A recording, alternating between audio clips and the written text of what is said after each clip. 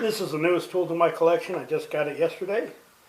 This is the Remington Arms Company Mite, Remington 456.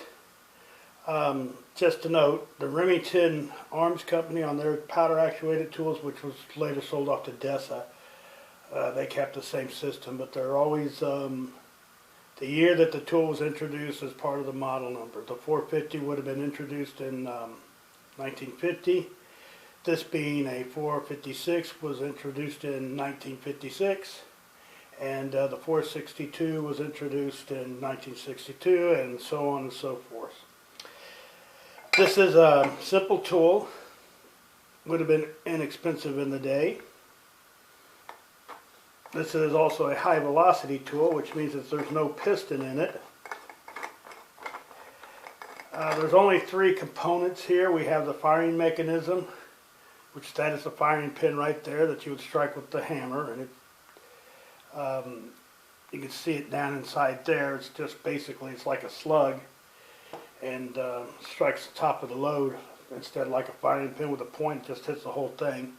There's your breech plug, and this is your barrel assembly. This is all pressed together. They can't come apart, and there's really no reason to take them apart.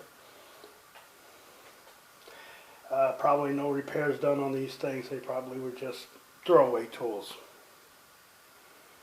The type of loads used in these are a little different than the loads that would be used in more modern tools.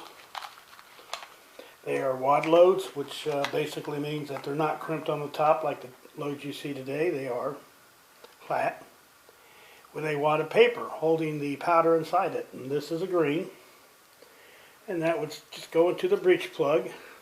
Drop it in the breech plug just like that. You'll see that it's recessed in there for the firing pin to come and strike that and set it off. Like I said, this is a high velocity tool, which means there's no piston in there. It's just direct drive or standard velocity, same thing.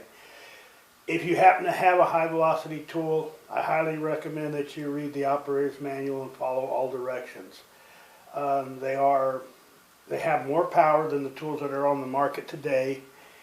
If you put a yellow load in it and expect it to do the same thing, well, it's just not going to. It's going to have more power than the tools that today happen, and that's when accidents happen. So be very cautious with them. A lot of the consumables are, well, basically none of the consumables for these things are available today, so it does make it harder to use them, unless you happen to have them. Okay, this is a 1/4-inch barrel.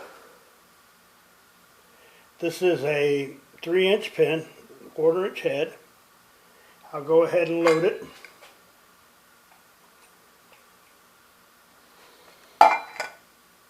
And I put the breech plug back in, right? And I'll screw the top on. Now, I'm not doing a proper application here. I'm still just shooting in a piece of wood.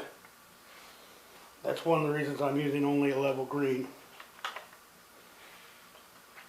That, and I got a bunch of them. Put my ear protection on. This is a hammer hit tool, which means I'll strike the end of that with a hammer.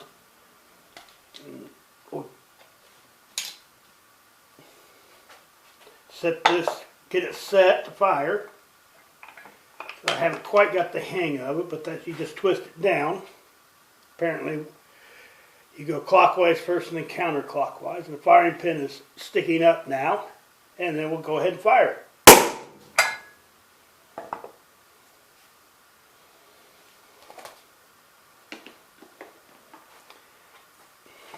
Then you would obviously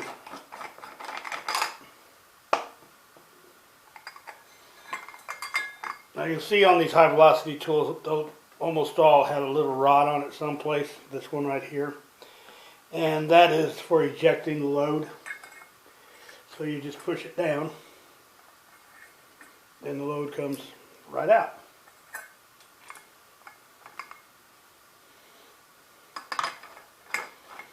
So this was made by the Remington Arms Company,